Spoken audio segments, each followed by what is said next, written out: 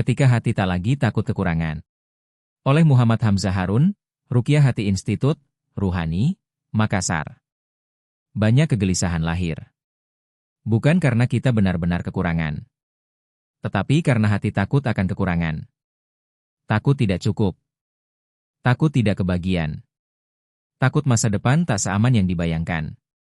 Padahal, Allah tidak pernah salah dalam mencukupi. Yang sering goyah hanyalah keyakinan kita. Di Ruhani, kami belajar bahwa ketenangan hadir saat hati berhenti menimbun rasa takut dan mulai mempercayakan rezeki kepada Allah. Bukan berarti hidup tanpa usaha, melainkan berusaha tanpa dikuasai kecemasan. Ketika hati yakin bahwa Allah Maha Memberi, kita tidak lagi kikir dalam berbagi dan tidak gelisah dalam menanti. Kalau hari ini rasa takut itu datang, ingatkan hatimu yang menjagamu selama ini. Bukan kekuatanmu, melainkan rahmat Allah.